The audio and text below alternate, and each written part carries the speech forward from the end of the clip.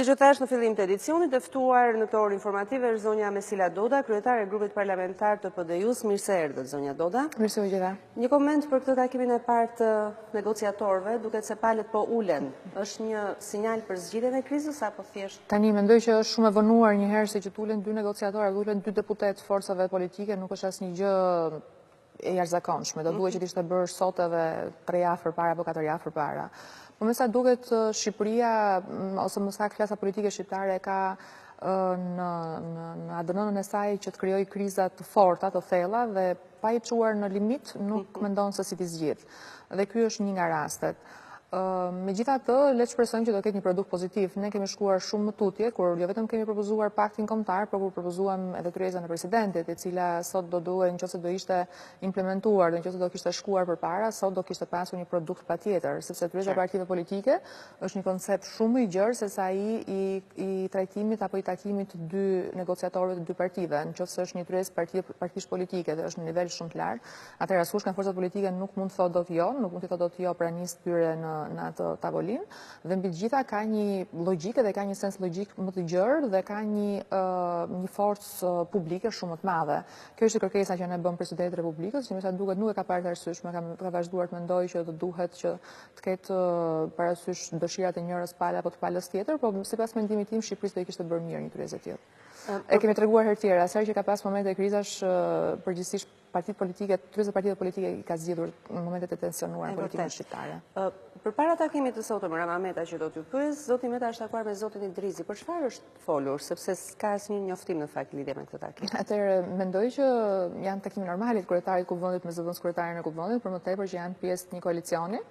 Ndaj besoj se është në tagrin e kryetarit të Kuvendit dhe në kryetarit të Kuvendit të japin deklarata apo jo për takimet e tyre, por mendoj që nuk është ndonjë kryelajm, është një gjë normale midis dy kolegëve, midis dy kryetarë partish, atë që janë në një koalicion. Një shtun politike në fakt, do të thotë që takimi ka qenë informal? Sigurisht, takimi ka qenë informal, derisa nuk ka pasur një deklaratë shtypje, është sigurisht takim informal, por sigurisht që ka qenë në lidhje me situatën politike. Si e lexua takimin e sotëm Rama Meta, deklaratën e zotit Meta pas këtij takimi? Okej, atëherë, sipas mendimit tim, është një hap përpara. Domethënë, unë kam çmuar të gjithë forcat politike që kanë pasur bon sensin e kanë pasur vullnetin për ta çuar përpara dhe për ta zgjidhur, për të dhënë një ton pozitiv zgjidhjes këtij momenti. Kjo sepse jemi lodhur me krizat që hynë dhe dalin në këtë vend, që janë kriza ekonomike, kriza sociale, kriza politike, dhe ndërkohë dy persona të cilët në vend që të komunikojnë në lartësinë e detyrës që kanë, që janë kryetar partish të rëndësishme, që janë mund të jenë kryetar qeveria apo opozite apo në çfarëdo lloj roli tjetër, shikojmë disa hokatarë që hedhin batutën e radhës me sfonde as pak të vlefshme për situatën, dhe nga ana tjetër një lloj arrogancë dhe kërcënimi që nuk e di se nga vjen. Dhe nuk mendoj që kur vjen në këto nivele politike, të cilën ti e kupton që është mbrapa teje, është një vend i tërë, është atdheu, janë njerëzit e tu, janë pala kundërshtarë, sepse në fundit politikanët nuk janë vetëm për mbështetësit e tyre, janë për gjithë vendin, pra le të themi që ne kemi përgjegjësi shumë të madhe. Për fat keq shikoj një tendencë për të shkuar deri tek ajo që quhet tokë e shkretuar, për ta çojmë deri në fund dhe ta çojmë me sa më shumë violencë, me sa më shumë dhunë. Por të mos harrojmë që shqiptarët janë të lodhur për gjatë gjithë këtyre viteve, po janë të lodhur sepse ekonomia nuk duket se ka atë ndriçim që do duhet kishte në fakt për një vend vogël siç është Shqipëria, dhe për më tepër nuk ka një perspektivë të saktë asaj që do duhet që të kishte. Perspektiva e mbjelljes së substancave narkotike siç është hashashi nuk është një nga gjërat që nuk arrit të imagjinoj dot se si mund ta japim si një lloj qartë. Megjithatë, duke qenë se gjithmonë sa herë që ka një takim Rama Meta, ne gjithmonë mendojmë është momenti që do deklarojnë koalicionin. E shikon këtë moment një shtyrje në kohë, se të gjitha pritshmërit janë, dhe flasim 99%. Afatet për regjistrimet në koalicione janë në 18 prill, afatet po digjen, le të themi po digjen, kemi akoma 4 ditë përpara, por mendoni se janë matje pulsi të gjitha këto, apo gjithçka është mbyllur tashmë për një koalicion mes tyre? Do ketë një surprizë të sekondës fundit se? Atëherë, mbi të gjitha mendoj që duhet i marrim dhe t'i japim kohës atë që është sfida e saj, sfida e vetë. Dhe në këto momente, nuk është çështja se kush do bëj koalicion me kë, por është fakti që duhet krijojmë kushte me qëllim që të gjitha forcat politike të hyjnë në zgjedhje, sepse unë nuk e di se çfarë arritje madhe do ishte një koalicion PS, LSI apo PDU me përballë me pa skënd, nuk bën sens. Pra, kjo është situata politike, ky është paculli politik. Por, nëse do më thoni mua se si duhet zgjidhe, se kush është çështja kryesore, për mua është e zgjidhshme në moment. Ka vetëm 2 ndryshime që duhet bëhen në kodin zgjedhor, që do i detyronin çdo forcë politike që të hynte. Kush do jenë? E para numërusit për çdo forcë politike parlamentare, e dyta kthimin në një sistem proporcional kombëtar. Çdo forcë të garantonte dhe të merrte votat e saj. Qartë, por jemi në moment. Pra, 2 gjëra do ishin shumë kollaj të realizueshme dhe asnjë forcë politike nuk do mund të thoshte dot jo pas kësaj, sepse humte koncepti i majorancës dhe opozitës. Ne kemi detyruar gjithë sistemin ton që të rrotullohet rreth lokomotivave që thonë këto, dhe që për mua është një term stalinist, është i tmerrshëm, por rreth këtyre koalicioneve që nuk kanë asnjë arsye sepse të ndodhin, sepse ne do kemi forca të reja politike, do kemi gjithmonë situata të reja politike, gjë që do të thotë që sistemi ynë duhet jetë i tillë, i përgatitur me qëllim që çdo forcë të re politike që vjen, çdo ide të re politike që vjen, çdo realitet të ri politik që do vi, duhet ta mirëpres. Dhe ky nuk është një situatë që e mirëpret.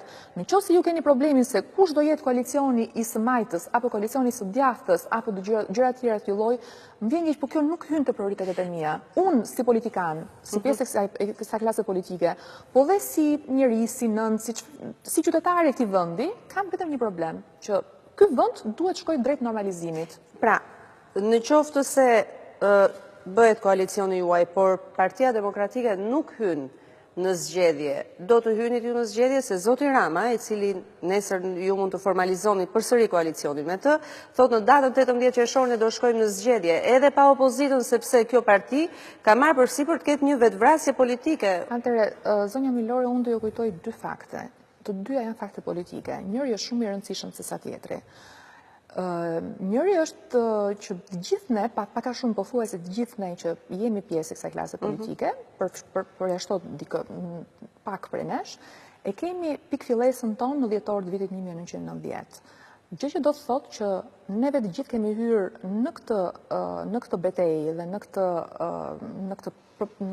këtë klasë cilën përfaqëson politika shqiptare, duke pasur parasysh që ky është një vend që ka pluralizëm, do të thotë që ka majorancë, ka opozitë, ka forca me mendime të ndryshme, dhe kjo nuk mund të ekzistojë dot si një tablo e tillë nëse neve arrijmë që të manipulojmë çdo gjë rreth nesh dhe të themi që jemi vetëm ne.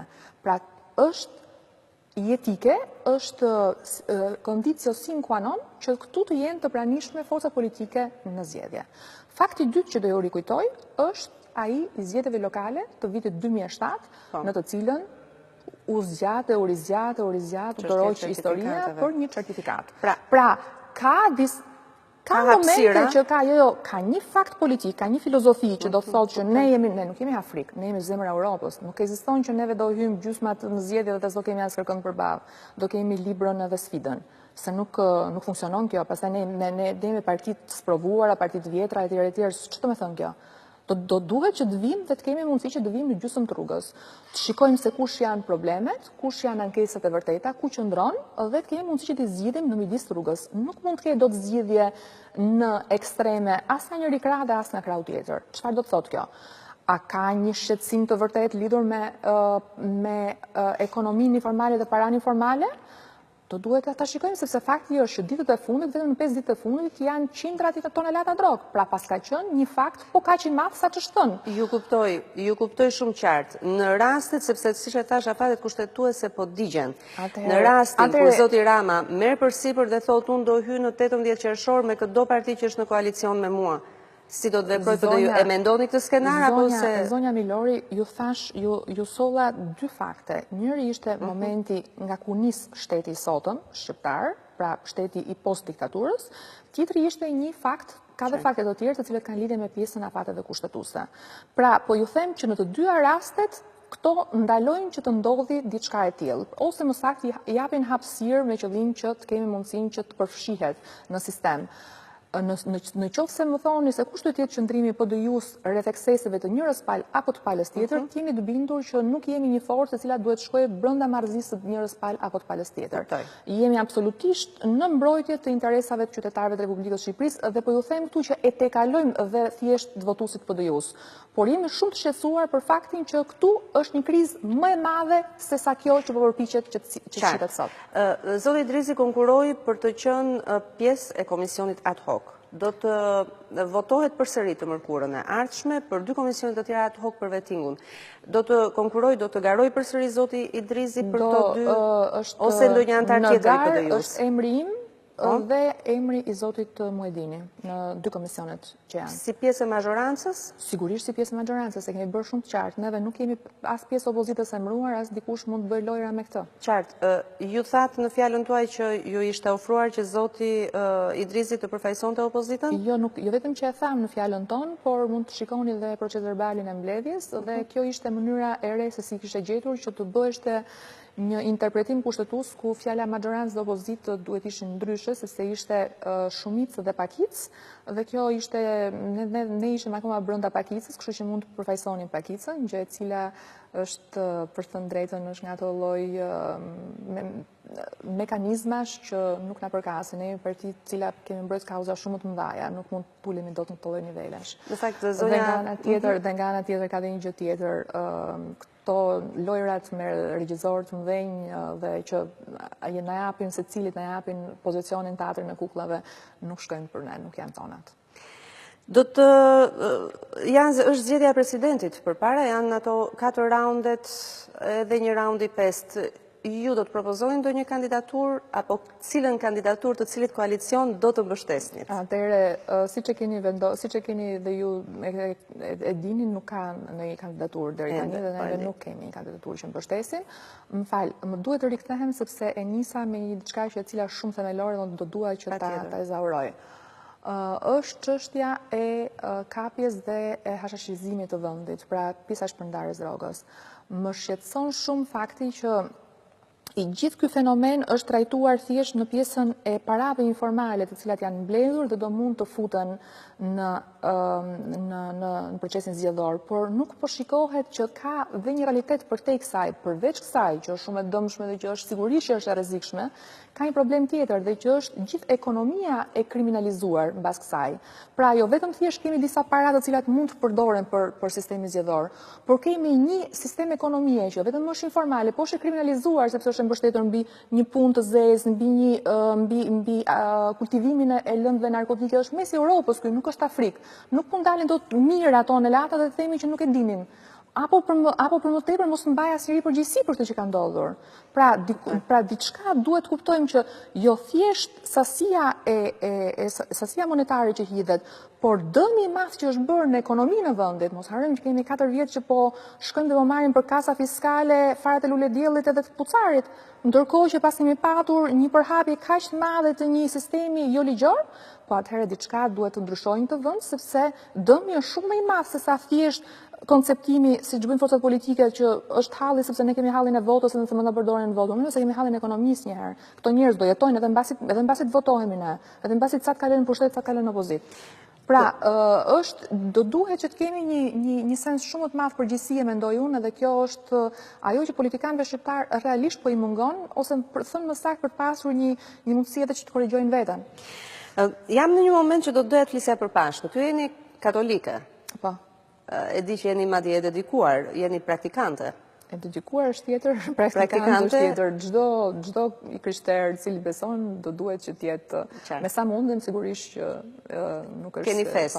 Kemi fest, po. Keni fest, edhe ata që në fakt nuk janë katolik apo të krishterë nga feja, festojnë. Ne jemi shqiptarë, kemi një ndër, unë e shoh si vlerë pavarësisht se njerëz saktuar e shikojnë edhe si le të themi iluzion këtë harmonin fetare, unë e shoh si vlerë edhe ne që jemi të krishterë të miksuar. Ne nuk i ndalojmë fakt që të ketë gjithmonë pesimist apo të ketë gjithmonë gojë fliga që e thon, por mendoj që këto janë momente shumë të bukura në historinë e kombit ton. Pikërisht kjo, si thot Papa Francesco, më pëlqen shumë, thotë nuk ka thjesht bashkëjetesë mes religione, ka vëllazëri. Dhe ne në fakt kemi vëllazëri dhe kemi dashuri midis nesh, pra nuk e kemi parë ndonjëherë këtë.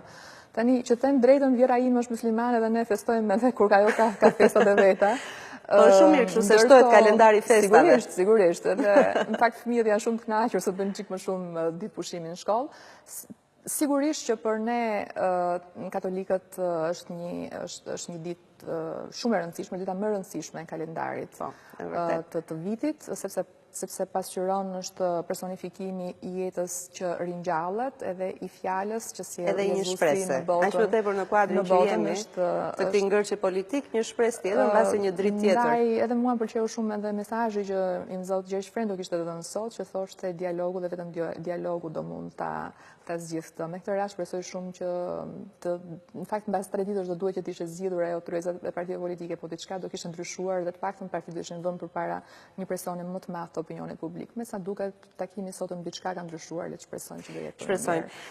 Pakti kombëtar që ne kemi hedhur, pak a shumë është në shërbim të kësaj ideje dhe do mund të zgjidhë edhe problemin që ka me kodin zgjedhor dhe problemin që ka me kandidaturën e presidentit, por edhe me çështje të tjera të cilat janë çështje ditës, që kanë lidhje me qeveri teknike, por jo thjesht me emrimet më tepër në ato poste kyçe të cilat do mund të afroni një siguri më të madhe për palët.